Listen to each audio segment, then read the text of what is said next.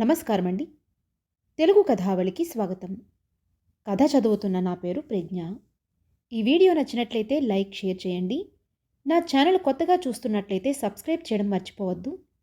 మరిన్ని మంచి కథలు అప్లోడ్ చేసినప్పుడు నోటిఫికేషన్స్ రావడానికి బెల్ ఐకాన్ క్లిక్ చేయండి. పెళ్లి దొంగ. కాంచనపురం అనే ఊళ్ళో కుచేలయ్య అనే పేదవాడు ఉండేవాడు. ఆయన తాత తండ్రులు మంచి ఆస్తిపరులు. అయితే అతడి తండ్రి వ్యాపారంలో బాగా నష్టపోయి ఆ దిగులుతో చనిపోయాడు. అప్పటికి కుచేలయ్యకు 4 పిల్లలు. అతడు ఉన్న ఊళ్ళో కూలీ నాలీ చేసుకుని బతుకు సాగించడం అవమానంగా తోచి చాలా దూరంలో ఉన్న మరొక ఊరుకు భార్యా పిల్లలతో వలసపోయాడు. అక్కడ అతడెంత కష్టపడి పనిచేసినా ఆ సంపాదనతో అతడి కుటుంబ అవసరాలు తీరేవి కావు.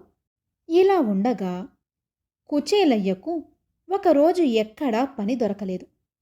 ఊరు నిండా చేసిన చిల్లర అప్పులు తీర్చకపోవడంతో ఎర్రని ఏగాని ఇచ్చేవాడు కనిపించలేదు. కడుపు ఆకలితో భగభగ మండిపోతున్నది. అంతకంటే అతడికి ఎక్కువ బాధ పెళ్ళాం పిల్లల ఆకలి తీర్చలేకపోతున్నానే అన్నది. ఇలా తీరని ఆవేదనతో రోజంతా అక్కడా ఇక్కడా తిరిగిన కుచేలయ్య సాయంత్రం అయ్యేసరికి ఒక సంపన్నుడి ఇంటి ముందు నుంచి వెళ్ళసాగాడు.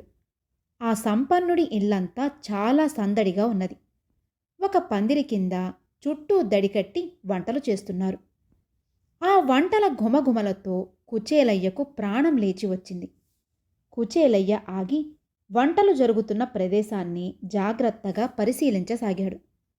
అందరూ భోజనాల సందడిలో ఉన్నారు. అతడు ఒకసారి తన మాసిపోయిన పంచ, చిరిగిన చొక్కాకేసి చూసుకున్నాడు. ఈ స్థితిలో తను పెళ్లివారితో కలిసి భోజనం చెయ్యలేడు. మరేం చెయ్యాలి? కుచేలయ్య బాగా ఆలోచించి వంట కోసం కట్టిన దడిలోకి సమయం చూసి దూరాడు. అక్కడ ఒక గారె తీసుకుని అతడు తినబోతోండగా అటువైపు ఎవరో వస్తూ కనిపించారు. వెంటనే అతడు పక్కన ఉన్న ఒక పెద్ద అండ వెనక్కు చేరి ఒదిగి కూర్చున్నాడు. ఎర్రగా లావుగా ఉన్న ఒక మధ్య వయస్కురాలు వంటశాలలోకి వచ్చింది. ఆమె కాస్త కంగారుగా ఉన్నట్టు కుచేలయ్యకు కనిపించింది. ఇంతలో దడి అవతలి నుంచి ఎవరో, "గుండమ్మా, వచ్చేటప్పుడు గుత్తి వంకాయ కూర కూడా తీసుకురా" అంటూ కేకవేశారు. "అలాగే అలాగే" అంటూ గుండమ్మ వణుకుతున్న గొంతుతో జవాబిచ్చింది. తరువాత ఆమె తన దుస్తుల్లోంచి ఏదో వస్తువు తీసి అటూ ఇటూ చూసి పులుసు ఉడుకుతున్న పెద్ద అండాకేసి నడిచింది. ఇదంతా చూస్తున్న కుచేలయ్య, ఈవిడేదో వంటకాల్లో విషం కలపడం లేదు కదా అనుకున్నాడు. అంతలో అతడి చేతిలో ఉన్న గారె జారి కింద పడింది. గుండమ్మ మరోసారి అన్ని వైపులా చూసి తన గుప్పెట్లో ఉన్న వస్తువును అండాలోకి జార విడిచింది. ఆ సమయంలో కుచేలయ్య అది 4 పేటల బంగారు గోవర్ధనం గొలుసని గుర్తుపట్టాడు. అయితే ఆవిడ ఆ గొలుసును కాగుతున్న పులుసులో ఎందుకు పడవేసిందో కుచేలయ్యకు అర్థం కాలేదు. అయితే కడుపులో ఆకలి మంటల కారణంగా అతడు దాన్ని గురించి ఆలోచించే స్థితిలో లేడు. కుచేలయ్య ఒక బుట్టలోంచి 2 బూరెలు తీసుకుని నోట్లో పెట్టుకోబోతుండగా ఎవరో అటుగా వచ్చి కుచేలయ్యను చూసి "దొంగ దొంగ" అంటూ అరిచాడు. మరుక్షణం కుచేలయ్య చేతిలోంచి బూరెలు కింద పడ్డాయి. అతడు లేచి పారిపోదామనుకునేంతలో 4 పనివాళ్లు అక్కడికి వచ్చి కుచేలయ్యను పట్టుకుని తీసుకుపోయి ఇంటి యజమాని ముందు నిలబెట్టారు. వాళ్ళు యజమానితో, "అయ్యా, రాత్రి దొంగను పట్టడం మహాసులువు, పగటి దొంగను పట్టడం మాత్రం మహా కష్టమంటారు. అయితేనేం, మేం ఎంతో చాకచక్యంగా వలవేసి వీడు బూరెలు దొంగిలిస్తూ ఉండగా పట్టేశాం. పెళ్లి సందడిలో రకరకాల దొంగలు కాచుకుని ఉంటారు. వీడు మహాప్రమాదమైన దొంగలా ఉన్నాడు" అన్నారు. యజమాని పరిహాసంగా నవ్వి, "మీరంతగా చెప్పనవసరం లేదు. వీడు పెళ్లి దొంగ అన్నమాట" అన్నాడు. తనను యజమాని దొంగ అన్నందుకు కుచేలయ్య కోపంతో వణికిపోతూ, "అయ్యా, నేను దొంగను కాను. 4 పిల్లలకు తండ్రిగా చేసేందుకు పనిలేక ఆకలితో అలమటిస్తున్న ఒక దరిద్రుణ్ణి. నేనీ నాటి వరకు ఆకలిని జయించాననుకునేవాడిని. ఇప్పుడు ఆకలి నన్ను జయించి మీ వంటశాలలోకి పంపింది. అసలైన దొంగ నా ఆకలి అన్నాడు. ఇంటి యజమాని కుచేలయ్య కేసి వినోదంగా చూస్తూ, నేరానికి శిక్ష పడవలసిందే కదా, నేరం నువ్వు చేసినా నీ ఆకలి చేసినా ఒకటే అన్నాడు. తరువాత ఆయన పనివాళ్లతో ఇతన్ని నా గదిలోకి తీసుకురండి అని చెప్పి బయలుదేరాడు. పనివాళ్లు కుచేలయ్యను యజమాని గదికి తీసుకుపోయారు. అక్కడే భోజనాల బల్ల ముందు తను కూర్చుని కుచేలయ్యను ఎదురుగా కూర్చోమని అతడికి పనివాళ్ల చేత రకరకాల వంటకాలతో భోజనం పెట్టించాడు. కళ్ళల్లో నీళ్లు గిర్రున తిరుగుతుండగా కుచేలయ్య కడుపు నిండా భోజనం చేశాడు. నీకు భోజనం ఎందుకు పెట్టానో తెలుసా అని అడిగాడు ఇంటి యజమాని. తెలియదన్నట్టు తల అడ్డంగా ఊపాడు కుచేలయ్య. అన్నం పరబ్రహ్మ స్వరూపం అన్నమాట వినే ఉంటావు. లోకంలో దాన్ని దొంగిలించి తినవలసిన దుస్థితి ఏ మనిషికి రాకూడదు. నిన్ను చూస్తే రాటు తేలిన దొంగలా లేవు. చదువు సంధ్యలున్నవాడిలా కనిపిస్తున్నావు. దొంగతనం చెయ్యవలసిన పరిస్థితి నీకెలా కలిగింది అని అడిగాడు ఇంటి యజమాని. అప్పుడు కుచేలయ్య తన తండ్రి వ్యాపారంలో తిరిగి కోలుకోలేనంతగా నష్టపోయి ఆ దిగులుతో చనిపోయిన సంగతి, ఇప్పుడు తను భార్యా పిల్లల్ని పోషించలేక పడుతున్న ఇక్కట్ల గురించి ఇంటి యజమానికి వివరంగా చెప్పాడు. అంతా విన్న యజమాని పెద్దగా నిట్టూర్చి, వ్యాపారం అంటే లాభాలే కాదు, నష్టాలు కూడా. సరే, ఇప్పుడు పరిస్థితుల కారణంగా నువ్వు దొంగవయ్యావు. రేపు నీ పిల్లలు గజదొంగలయ్యే ప్రమాదముంది. ముందు నీ ఆకలి తీర్చాను. రేపురా, నీకు ఉద్యోగం ఇస్తాను. నీ భార్యా పిల్లలకు భోజనం పట్టుకెళ్ళు అన్నాడు.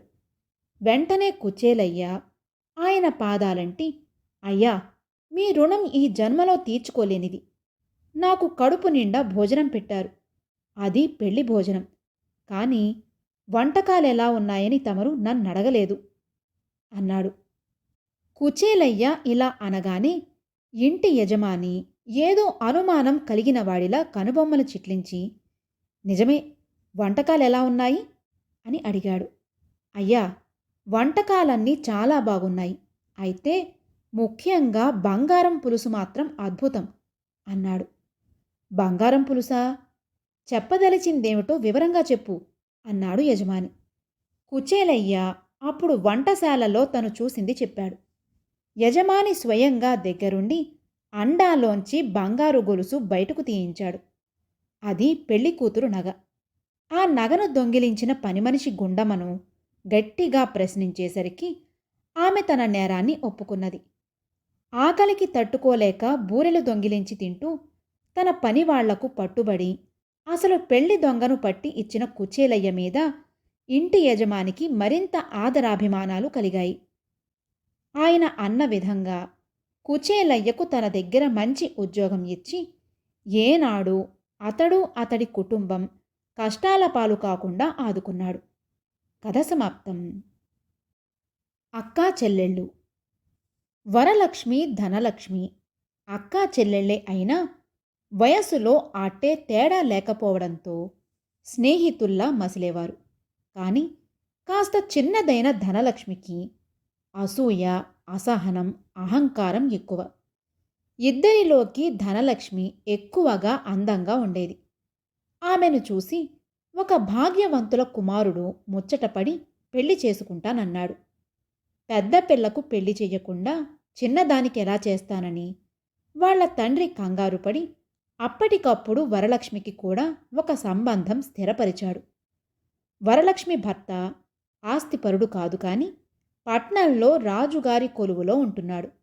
మరీ అంత అందగాడు కాకపోయినా కురూపి కాడు. అక్కా చెల్లెళ్ళిద్దరికీ పెళ్ళిళ్ళయ్యాయి. కాపురాలకు వెళ్లారు. తానెంత సుఖంగా ఉన్నప్పటికీ ధనలక్ష్మి అక్క కాపురం గురించే వాకబు చేస్తూ ఉండేది. అక్క చాలా సంతోషంగా ఉంటున్నదని తెలిసి అసూయపడి తరచుగా భర్తతో, మనమెంతో భాగ్యవంతులం, అయినా నా అక్క కాపురం నా కాపురం కంటే బాగుందని అంతా అంటున్నారు అనడం మొదలుపెట్టింది. అలాంటి సమయాల్లో ధనలక్ష్మి భర్త, నీకు తోడబుట్టిన అక్క కదా, ఆమె సంతోషంగా ఉంటే నీకు సంతోషం కాదా అనేవాడు. ఒకసారి వరలక్ష్మి కాపురంలోని ప్రత్యేకత ఏమిటో ప్రత్యక్షంగా చూసి తెలుసుకుందామని ధనలక్ష్మి భర్త భార్యతో బయలుదేరి వెళ్ళాడు వాళ్ళింటికి. వాళ్ళ ఇల్లు చిన్నది. ఇంట్లో ఖరీదైన వస్తువు ఏమీ లేదు. పని మనుషులు లేరు. అన్ని విధాలా తమ కంటే తక్కువగా ఉన్నవాళ్ళు అంత సంతోషంగా ఎలా ఉంటున్నారు అన్నది ధనలక్ష్మికి ఆమె భర్తకు కూడా విచిత్రంగా తోచింది.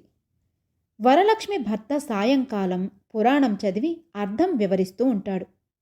అది వినడానికి చాలామంది వస్తూ ఉంటారు. వాళ్ళంతా అతడిని తెగ మెచ్చుకుంటూ ఉంటారు. ఆ దంపతుల సంతోషానికి అదొక కారణమని ధనలక్ష్మి అనుమానించి భర్తకు చెప్పింది. మర్నాడు సాయంత్రం వరలక్ష్మి భర్త పురాణం చదువుతూ ఉంటే దానికి ధనలక్ష్మి భర్త కొత్త కొత్త అర్థాలు చెప్పాడు. అతడి పురాణ జ్ఞానానికి వచ్చిన వాళ్ళంతా ఎంతో ఆశ్చర్యపడి, అయ్యా, తమ ఊళ్ళో తమరూ పురాణాలు చెబుతూ ఉంటారా అని అడిగారు. నాకు పురాణాలు చెప్పాలనే ఉంటుంది, కానీ తీరుబడి దొరకదు.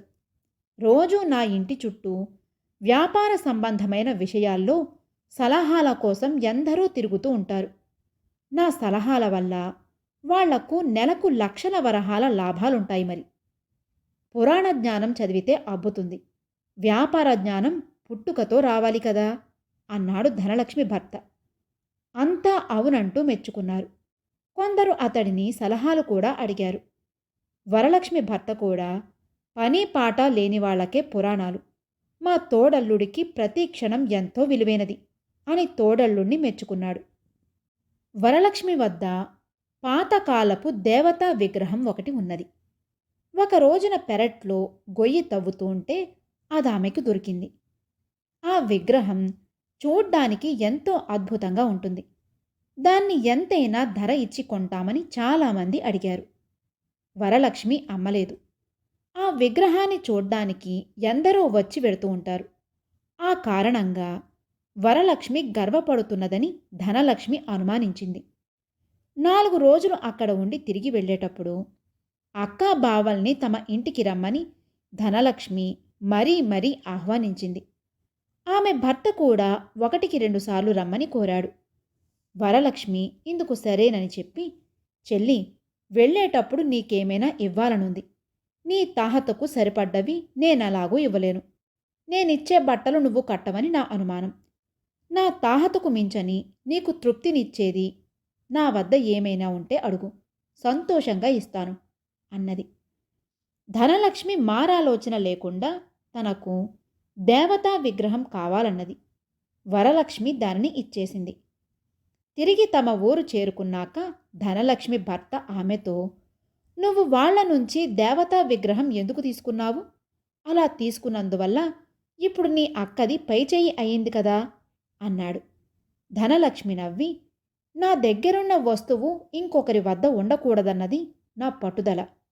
ఈ అపురూపమైన దేవతా విగ్రహాన్ని అక్కకు లేకుండా చేశాను. ఇలాంటిదిప్పుడు నా దగ్గర తప్ప ఇంకెవ్వరి వద్ద లేదు. అందువల్ల అక్కది పై చేయి ఎలా అవుతుంది? ఈ విగ్రహాన్ని అక్క ఇచ్చినట్టు ఎవ్వరికీ చెప్పను కదా అన్నది. కొన్నాళ్ల తర్వాత వరలక్ష్మి, ఆమె భర్త ధనలక్ష్మి ఇంటికి వచ్చారు. వాళ్లకు తన వైభవాన్నంతా చూపి ఎంతో గర్వపడింది ధనలక్ష్మి. తన చెల్లెలు అంత వైభవంగా జీవిస్తున్నదని వరలక్ష్మి చాలా సంతోషించింది. అయితే అదంతా నటన అని, అక్క మనసులో బాధపడుతున్నదని ధనలక్ష్మి అనుకున్నది. వరలక్ష్మి తిరుగు ప్రయాణమై వెళ్లే రోజు వచ్చింది.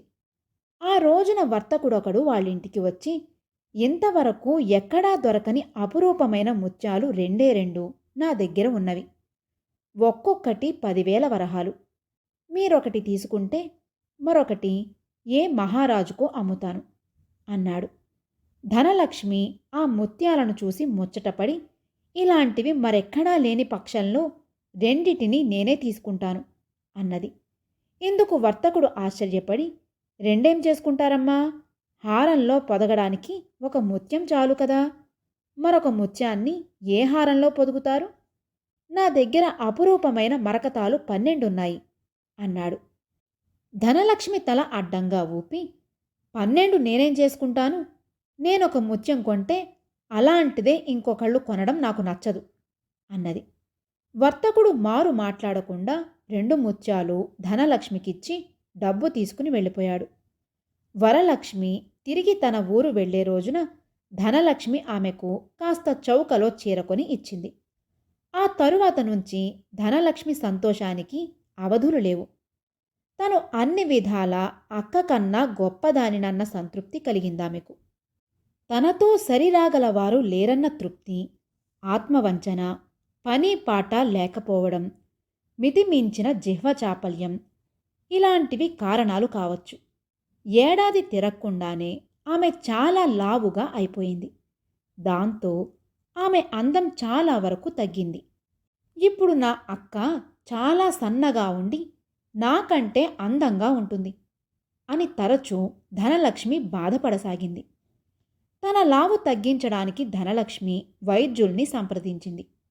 వాళ్ళామెను పరీక్షించి, అమ్మా, ఇది ఊబఒళ్ళు. దీనివల్ల మీకు కీళ్ల నొప్పులు, గుండెపోటు, ఉబ్బసం వగైరా వ్యాధులెన్నో వచ్చే ప్రమాదం ఉంది. కొంతకాలం పాటు మీరు తిండి బాగా తగ్గించాలి, ఎక్కువగా వ్యాయామం చెయ్యాలి అని చెప్పారు. వైద్యుల సలహా పాటించాలనుకున్న ధనలక్ష్మి వ్యాయామం చేస్తే ఆయాసం రాసాగింది, తిండి తగ్గిస్తే నీరసం. ఇక తను బతికినంతకాలం ఊబ ఒంటితో లావుగా ఉండిపోతానని బెంగ పెట్టుకున్నది. అందువల్ల ఆమెకేదో జబ్బు చేసి మంచం పట్టి మనిషి కాస్త చిక్కింది. ఈలోగా చెల్లెలు జబ్బు గురించి తెలిసి చూడ్డానికి వచ్చింది వరలక్ష్మి. అక్కను చూడగానే ధనలక్ష్మి ముఖం ఇంతయ్యింది. ఎందుకంటే ఆమె ఇప్పుడు తనకంటే లావుగా ఉంది. అదేమిటి, ఎంత లావుగా అయిపోయావు అని అడిగింది ధనలక్ష్మి పట్టరాని సంతోషంతో. ఆమెకు ముఖంలో సంతోషం దాగడం లేదు. చెల్లెలు తన యోగక్షేమాల గురించి తెలుసుకోక లావు గురించి మాత్రమే సంతోషిస్తున్నందుకు వరలక్ష్మికి మనసు చివుక్కుమన్నది. అయినా ఆమె చెల్లెలి జబ్బు గురించి వివరాలడిగి తెలుసుకున్నది. ధనలక్ష్మి లావుగా ఉన్న అక్కను చూసి సంతోషం కొద్దీ ఆమెను బలవంత పెట్టి చాలా రోజులు తన ఇంట ఉంచుకున్నది.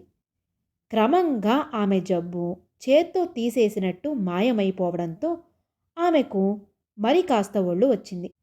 అప్పటికి వరలక్ష్మి భర్తకు తన మరదలు ధనలక్ష్మి మనస్తత్వం గురించి పూర్తిగా అర్థమయ్యింది. అతడు భార్యతో, ఏమనుకోకు, లోగడే చెబుదామనుకున్నాను. నువ్వు సన్నగా ఉంటే ఎంతో అందంగా ఉంటావు, ప్రయత్నించి ఒళ్ళు తగ్గించుకో అన్నాడు. అందం మాట దేవుడెరుగు, ఒళ్ళు తగ్గించేందుకు నానా హైరానా పడాలి అన్నది వరలక్ష్మి సిగ్గుగా. నీకోసం కాదు, నీ చెల్లెలి కోసం అన్నాడు వరలక్ష్మి భర్త.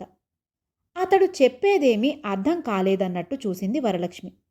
అప్పుడు ఆమె భర్త, నువ్వు లావుగా ఉన్నావని ఇప్పుడు నీ చెల్లెలు చాలా సంతోషిస్తున్నది.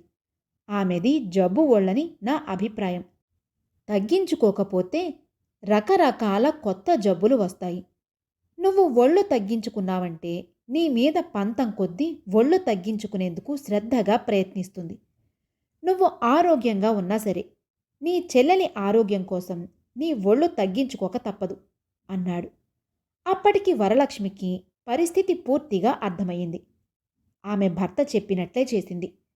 పంతం కొద్దీ ధనలక్ష్మి అక్కలాగే తను తిండి తగ్గించి వ్యాయామం చేసి తన ఒళ్ళు కూడా తగ్గించుకుని సన్నగా నాజూకుగా తయారైంది.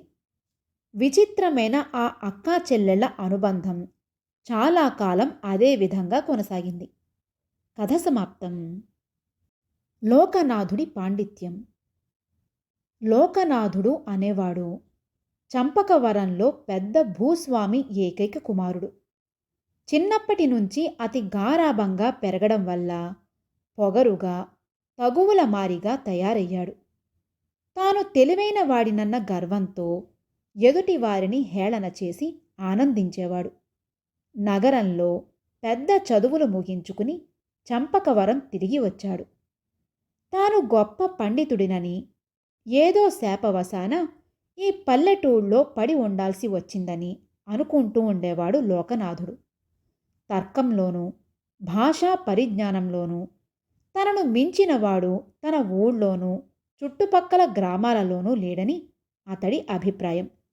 అందువల్ల గ్రామంలో ఎప్పుడు ఏ చిన్న సంఘటన జరిగినా తన తర్కంతో దానిని సాగదీసి లేనిపోని వివరణలు ఇస్తూ అవతలి వాళ్లకు విసుగు కలిగిస్తూ ఉండేవాడు.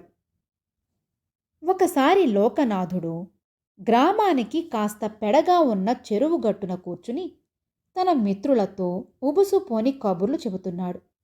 ఆ సమయంలో అటుగా గురవయ్య అనే రైతు వెడుతూ ఉంటే అతన్ని పిలిచి ఏదో ఆట పట్టించాలనే ఉద్దేశంతో, ఏమయ్యా, మనం లావుపాటి రాయిని నీళ్లల్లో వేశామనుకో, అది వెంటనే మునిగిపోతుంది. అలా మునిగిపోవడానికి కారణం చెప్పగలవా అని అడిగాడు. దానికి గురవయ్య నవ్వి, లావుపాటిదేం కర్మ, చిన్నపాటి రాయి వేసినా నీటిలో మునిగిపోతుంది. కారణం, దానికి ఈత రాదు కదా అన్నాడు. ఆ జవాబుకు లోకనాథుడితో సహా అతడి మిత్ర బృందం పగలబడి నవ్వారు. తరువాత లోకనాథుడు గురవయ్యతో, నువ్వు చెప్పింది శుద్ధ తప్పు. ఎందుకంటే భూమికి ఆకర్షణ శక్తి ఉంది. దానివల్ల రాయికి బరువుండి నీటిలో మునిగిపోతుంది అన్నాడు. గురవయ్య కోపం తెచ్చుకుని, మీరందరూ ఎందుకలా నవ్వుతారు? నేనన్నది సరైనదని నీ నోటితోనే చెప్పించనా అన్నాడు. చెప్పించు చూద్దాం అన్నాడు లోకనాథుడు. గురవయ్య చేతులు బారచాపి చూపిస్తూ, ఇంత లావు చేపను నీటిలో వేస్తే మునిగిపోదు, ఎందుచేత అని అడిగాడు. ఎందుకు మునిగిపోతుంది? అది చేప కదా, దానిలో ప్రాణం ఉంటుంది అన్నాడు లోకనాథుడు. ప్రాణం ఉంటే ఏం, అది బరువుంది కదా అన్నాడు గురవయ్య. బరువుంటే ఏం, దానికి ఈత వచ్చు కదా, అందువల్లనే చేప మునిగిపోదు అని చెప్పి వెంటనే నాలుగు కరుచుకున్నాడు లోకనాథుడు. మరింకేం, బండరాయి మునిగిపోవడానికి కారణం దానికి ఈత రాకపోవడమేనన్నా నా సమాధానం సరైనదే అన్నాడు గురవయ్య. లోకనాథుడు తన పొరపాటును సర్దుకోవాలన్న ప్రయత్నంలో, కావచ్చుగాక, కానీ ఏది ఎందుకు జరుగుతుంది అని తెలుసుకోవడానికి ప్రతి దానికి ఒక్కొక్క శాస్త్రం ఉంది. అటువంటి శాస్త్రాలకు సంబంధించిన కనీస పాండిత్యం కలిగి ఉండడం ప్రతి మనిషికి అవసరం అన్నాడు. గురవయ్య తేలిగ్గా నవ్వుతూ, తెలివిగా మాటల్ని మెలితిప్పి మాట్లాడేందుకు నీలాంటి వాళ్లకు పాండిత్యంతో అవసరం కావచ్చు. కానీ పొద్దున లేచింది మొదలు పొద్దు కూకేదాకా రెక్కాడితే గాని డొక్కాడని నాలాంటి వాళ్లకు ఈ మాత్రం వ్యవహార జ్ఞానం చాలు అంటూ అక్కడ్నుంచి వెళ్ళిపోయాడు. ఆ జవాబుతో లోకనాథుడి ముఖం పాలిపోయింది. ఆ తరువాత అతడు తన బుద్ధి మార్చుకుని వ్యవసాయ పనుల్లో తండ్రికి సాయపడుతూ అణకువ, వినయం అలవర్చుకున్నాడు. కథ సమాప్తం.